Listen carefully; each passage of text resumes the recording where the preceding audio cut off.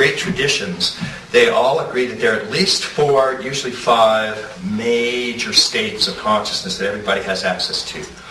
Waking, dreaming, deep sleep are the simplest. I'm writing these just across the top as gross, subtle, causal, and non-dual. The waking state, dreaming state, deep, formless sleep state. What we find is that if you take somebody at a particular stage of development, and here I'm using the simple Gene Gebser stages. So I've written archaic, magic, mythic or traditional, rational or modern, pluralistic or postmodern, and integral or higher. And again, there are several higher stages. We're not saying that integral is the very highest, but this is enough for us to work with. You can be at a traditional mythic stage, and if you experience these states, you'll interpret it in those terms. Because you only have the mind to interpret what's arising. And so we get a grid here that shows these, in this case, 1, 2, 3, 4, 5, 6, 24 different types of spiritual experience that you can have. In the gross waking state, if we look at states just very briefly to show what's involved, in the waking state, for example, you might have a peak experience where you're one with everything that's arising. And that's often called nature mysticism.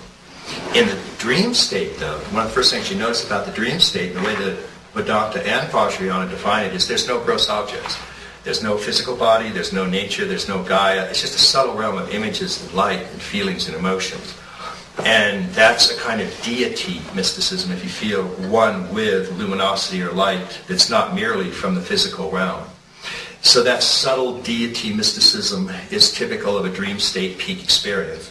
And deep formless state, a peak experience there, is classic formless mysticism, or cessation, or the vast earth sprung, the emptiness out of which everything springs. And meditative states that are just formless, like nirvi, kalpa, samadhi, or nirod, or nirvana, all of those NIR prefixes mean without, or not. So it means, again, just that vast formlessness with no objects arising at all.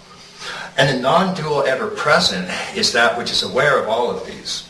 And it's one with everything that's arising. So it's sometimes confused with nature mysticism, which it shouldn't be, because that's just oneness with gross objects. But non-dual can be one with subtle objects and causal.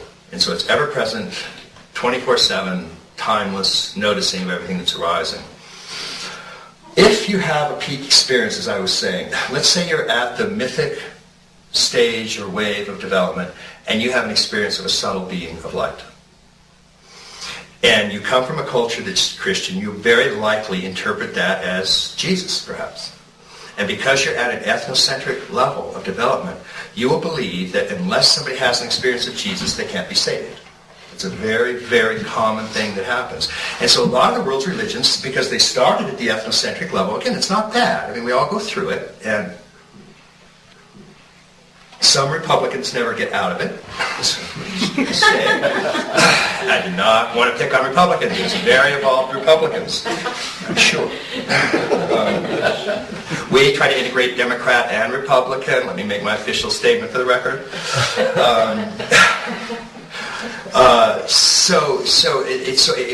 It's very common. It's culturally molded. If you're in China or in Southeast Asia and you have an experience of light, it might very well have 10,000 arms. It might very well be Avalokiteshvara. You're never going to find a Southern Baptist seeing 10,000 arms. I mean, it's just very, very rare.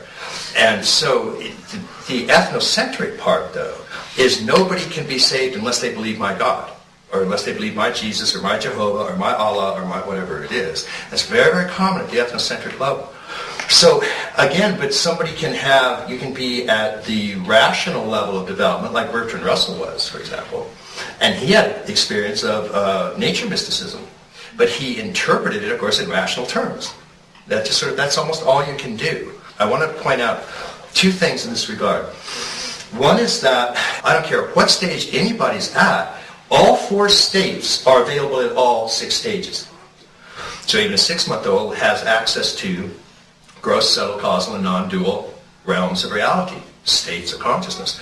But a 3-year-old doesn't have access to some of these higher stages. They just haven't grown or developed yet. So as a person unfolds through these stages, they're still going to have access to the states, but they're going to interpret them at the stage they're at.